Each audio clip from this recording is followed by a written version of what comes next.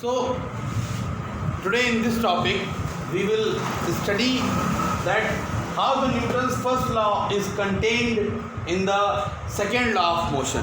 यानी कि न्यूटन का जो सेकेंड लॉ है, ठीक है ना, न्यूटन का जो सेकेंड लॉ है उसमें फर्स्ट लॉ कहाँ छुपा हुआ है, कैसे छुपा हुआ है। तो सबसे पहले हम बात करते हैं कि Newton first law of motion जो है उसके अकॉर्डिंग हमने क्या सीखा। उसके अकॉर्डिंग हमने ये सीखा, सबसे पहले Newton first law of motion को रिवाइज करते हैं। If a body is in rest it wants to be in rest and if a body is in motion it wants to be in motion unless it is not compelled by any external force to change its state of rest और of uniform motion. It means कि उसकी जो external force है वो zero होनी चाहिए, external force apply नहीं होनी चाहिए। इसका मतलब जब तक एक्सटर्नल फोर्स अप्लाई नहीं होगी तब तक बॉडी रेस्ट पे रहेगी। आई थिंक इतना क्लियर हो गया होगा, यानी जब तक एक्सटर्नल फोर्स अप्लाई नहीं होगी तब तक बॉडी रेस्ट पे रहेगी। तो सबसे पहले हम देखते हैं, ठीक है, फ्रॉम या according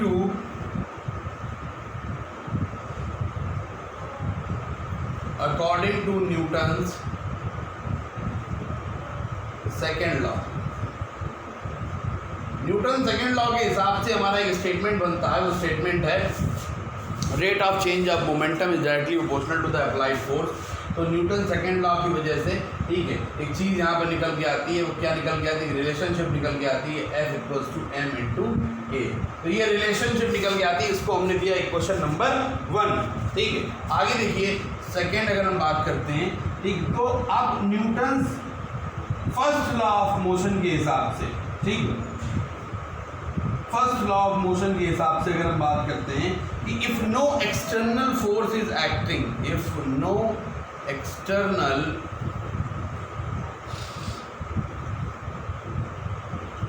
force is acting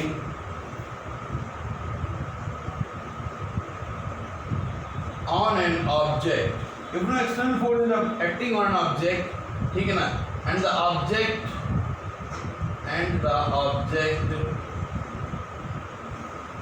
is at rest. Object किसमें है? रेस्ट में है। ऑब्जेक्ट हमारा रेस्ट में है, ऑब्जेक्ट हमारा रेस्ट में है। अब क्या होगा यहाँ पर? तो अब देखिए, ध्यान समझने वाली बात है कि F हो जाएगा 0, F हो जाएगा 0।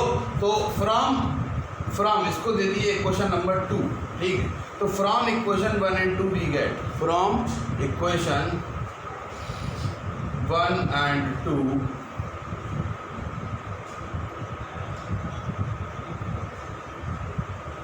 From equation 1 and 2 we get, ठीक है, F=m/a, F=0, तो 0 क्या हो जाएगा? m/a। तो 0 जब m/a हो जाएगा तो या तो ये समझिए, तो 0 m/a है, इसका मतलब क्या है कि इन दोनों का प्रोडक्ट करने पर 0 आ रहा है। इसका मतलब या तो m 0 होगा या a 0 होगा, ठीक है। तो मैं आपको बता दूं, मास कभी 0 हो नहीं सकता, मास कभी 0 नहीं हो सकता, ठीक है। तो 0 जिसको हम लिख सकते हैं m/a=0, a=0/m, a=0/m, ठीक है। तो a क्या हो जाएगा? 0 हो जाएगा, यानी एक्सीलरेशन कितना होगा? 0 होगा। सिंपल सी बात है, जब ऑब्जेक्ट रेस्ट पे होगा तो एक्सीलरेशन 0 होगा, ठीक है। और मास जो है वो 0 हो नहीं सकता, mass can not be equal to 0। Mass 0 नहीं हो सकता, क्यों? क्योंकि बॉडी में कुछ ना कुछ मास तो होगा ही होगा, लेकिन एक्सीलरेशन 0 हो जाएगा। हाँ, जब बॉडी रेस्ट पे होगी तो एक्सीलरेशन 0 हो जाएगा, ठीक है। यानी कि अगर जब तक एक्सटर्नल फोर्स अप्लाई नहीं होगी तो बॉडी रेस्ट पे रहेगी। ये बात यहाँ से प्रूफ हो गई। ये न्यूटन सेकेंड लॉ था, ये न्यूटन सेकेंड लॉ था।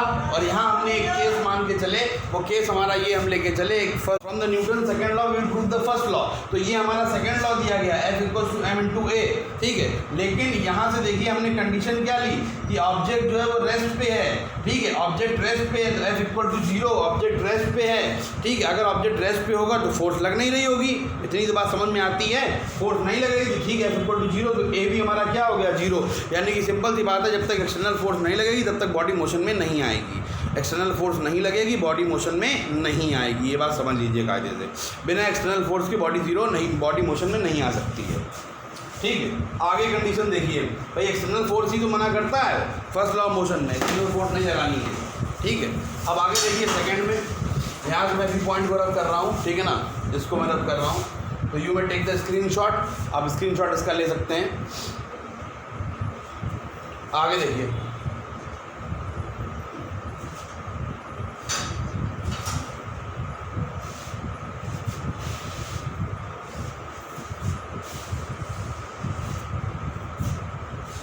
नेक्स्ट देखिए बी है इसका, ठीक है। If no external force is acting, if no external force is acting on the object in motion, देख लीजिए, समझ लीजिए कि ऑब्जेक्ट मोशन में है और उस पर कोई एक्सटर्नल फोर्स नहीं लग रही है। ऑब्जेक्ट तो मोशन में है लेकिन उस पर कोई एक्सटर्नल फोर्स नहीं लग रही है। देन अकॉर्डिंग टू द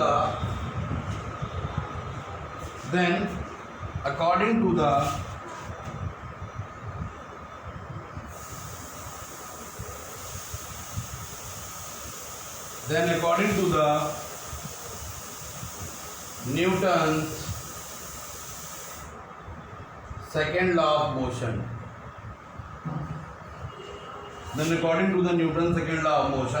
तो न्यूटन्स के सेकेंड लॉ ऑफ मोशन की वजह से क्या हो जाएगा, देखिए बॉडी जो है इसमें साफ बता रहा है कि कोई भी एक्सटर्नल फोर्स नहीं लग रही है। If no external force is acting, मतलब इस केस में भी कोई एक्सटर्नल फोर्स नहीं लग रही है, ठीक, और बॉडी लेकिन मोशन कर रही है लगातार, ठीक है। If no external force is acting on the object in motion, यानी बॉडी मोशन में है और कोई एक्सटर्नल फोर्स नहीं लग रही है, तो इस केस में क्या होगा, आपको पता है Newton second law of motion हमें क्या बताता है, तो Newton second law of motion is equal to, ठीक है, यानी F is equal to rate of change of momentum.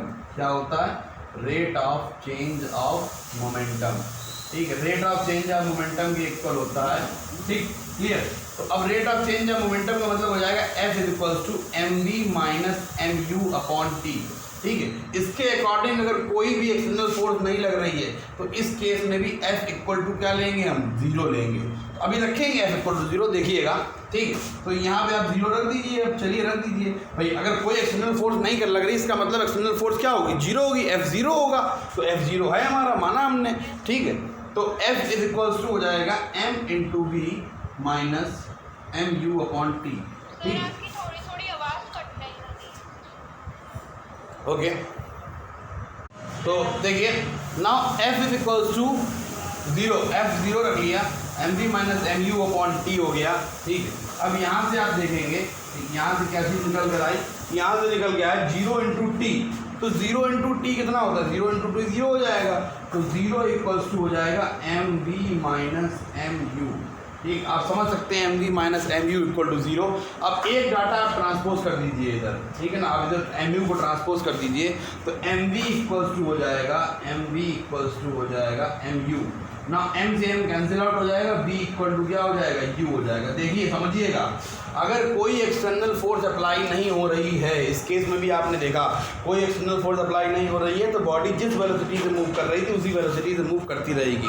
तो आपने यहाँ पर ये देखा कि न्यूटन्स के सेकेंड लॉ से हमने फर्स्ट लॉ प्रूफ कर दिया।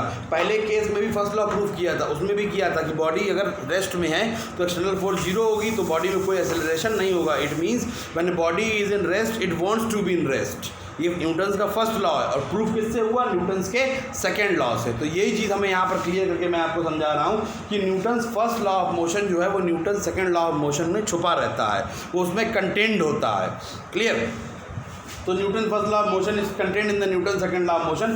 दो केस के माध्यम से मैंने बताया, पहले केस में मैंने ऑब्जेक्ट को रेस्ट में रखा तो भी एक्सटर्नल फोर्स नहीं लग रही होगी, और एक्सटर्नल फोर्स नहीं लग रही थी वहाँ भी एक्सेलरेशन क्या आ रहा था, 0 आ रहा था। लेकिन इस केस में देखिए जरा, जब बॉडी मोशन में है और एक्सटर्नल फोर्स उसके ऊपर नहीं लग रही है, ठीक है, if no external force is acting on the object, यानी इस केस में भी कोई भी एक्सटर्नल फोर्स नहीं लग रही है ऑब्जेक्ट के ऊपर जब वो मोशन में है। तो अब जब वो मोशन में है और कोई एक्सटर्नल फोर्स नहीं लग रही है उसके ऊपर, ना ही उसकी मोशन की डायरेक्शन में और ना ही के अपोजिट डायरेक्शन में, मतलब कोई भी एक्सटर्नल फोर्स नहीं लग रही है, ना तो उसकी डायरेक्शन में फोर्स लग रही है एक्सटर्नल, ना उसके अपोजिट डायरेक्शन में एक्सटर्नल फोर्स लग रही है, एक्सटर्नल फोर्स लगी नहीं रही, तो F इक्वल टू 0 हो जाएगा। यानी कि बॉडी की जो वेलोसिटी थी, जो इनिशियल वेलोसिटी थी, वही फाइनल वेलोसिटी हो जाएगी और बॉडी कंटिन्यूसली मूव करती रहेगी। तो यहाँ पर इस केस में B इक्वल टू क्या हो जाएगा, U हो जाएगा। आई थिंक इतना क्लियर हो गया होगा, कोई डाउट इसमें?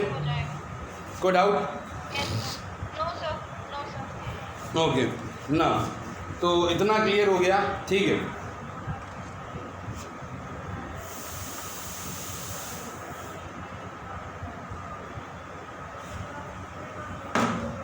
तो अब हम पढ़ते हैं, नेक्स्ट हमारा टॉपिक है, ठीक है ना, that is Newton's third law of motion. Newton's third law of motion. तो Newton's third law of motion क्या डिफाइन कर रहा हूँ, समझने वाली बात है, ठीक है।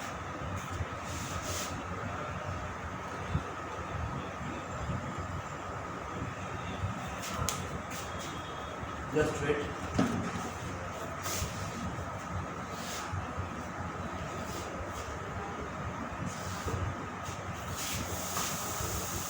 ना टॉपिक है हमारा, next topic is Newton's third law of motion.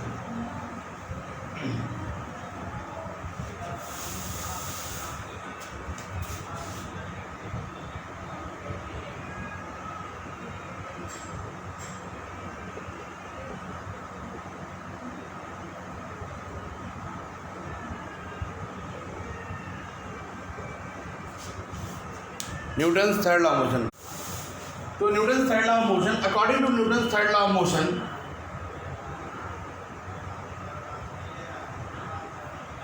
according to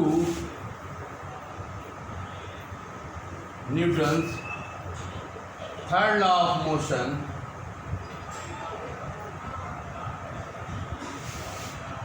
every action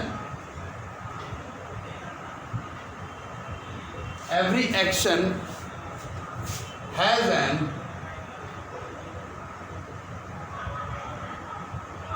equivalent opposite reaction. It means according to Newton's third law of motion, every action has an equivalent opposite reaction, ठीक है। यानी कि हर एक action का क्या होगा, every action has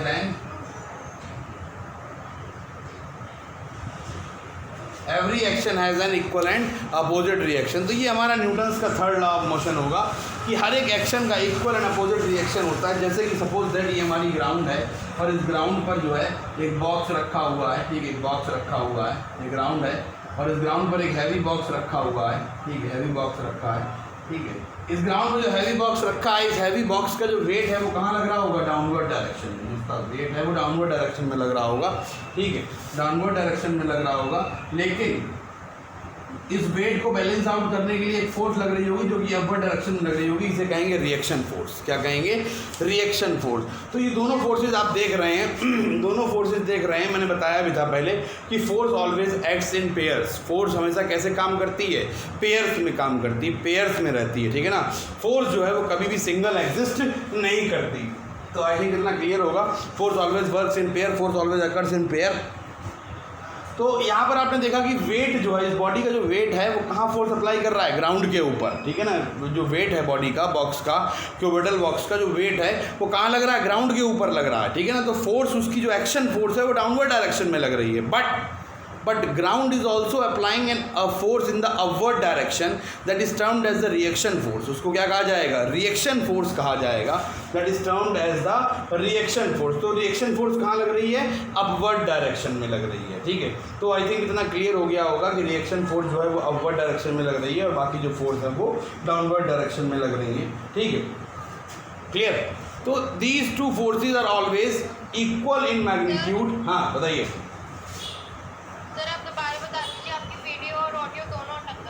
Okay. According to Newton's third law of motion, every action has an equal and opposite reaction.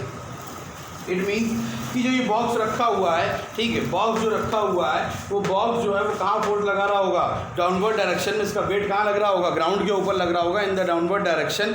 Where as जो ये हमारा जो रिएक्शन फोर्स लग रही होगी, जो कौन लगा रहा होगा, ग्राउंड लगा रहा होगा, किसके ऊपर, बॉक्स के ऊपर। जो ग्राउंड लगा रहा होगा बॉक्स के ऊपर वो कहाँ लगा रहा होगा, अपवर्ड डायरेक्शन में। वो हमारे क्या कहलाएगी, रिएक्शन फोर्स कहलाएगी। तो आपने देखा कि एक्शन फोर्स है वो डाउनवर्ड डायरेक्शन में लग रही है और रिएक्शन फोर्स अपवर्ड डायरेक्शन में लग रही है, ठीक है। एक्शन एंड रिएक्शन फोर्सेज, तो every action has an equal and opposite reaction. तो Newton third law of motion हो गया। तो action and reaction are two different forces. Action and reaction are to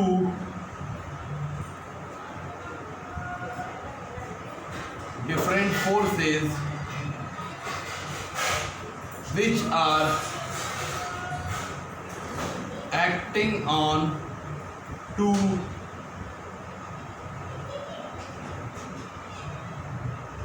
different objects, which are acting on two different objects. Okay, action and reaction are two different forces which are acting on two different objects, which are equal in magnitude, which are equal in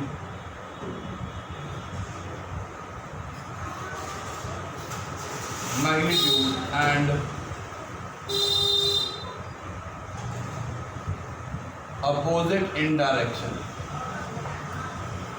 which are equal in magnitude and opposite in direction. तो आपने देखा यहाँ पर कि action और reaction दो different forces होती हैं जो दो अलग अलग ऑब्जेक्ट्स पे लग रही हैं. मैं भी इसे यहाँ दोबारा तुमको एक्सप्लेन करना चाहूँगा, बताना चाहूँगा कि जो ये ऑब्जेक्ट का वेट है ये फोर्स लगा रहा है डाउनवर्ड डायरेक्शन में, और किसके ऊपर? ग्राउंड के ऊपर. तो एक्शन फोर्स कौन लगा रहा है? बॉक्स. कहाँ? ग्राउंड के ऊपर. और रिएक्शन फोर्स कहाँ लगा रहा है? ग्राउंड लगा रहा है, बॉक्स के ऊपर. दोनों फोर्सेज एक ही ऑब्जेक्ट पे नहीं लगती हैं. एक्शन और रिएक्शन फोर्सेज दोनों एक ही ऑब्जेक्ट पे नहीं लगती हैं, दोनों फोर्सेज अलग अलग ऑब्जेक्ट्स पर लगती हैं. तो एक्शन फोर्स बॉक्स लगा रहा है ग्राउंड पर और रिएक्शन फोर्स ग्राउंड लगा रहा है बॉक्स के ऊपर. ठीक है ना, जो कि अपवर्ड डायरेक्शन में लगेगा. आई थिंक इतना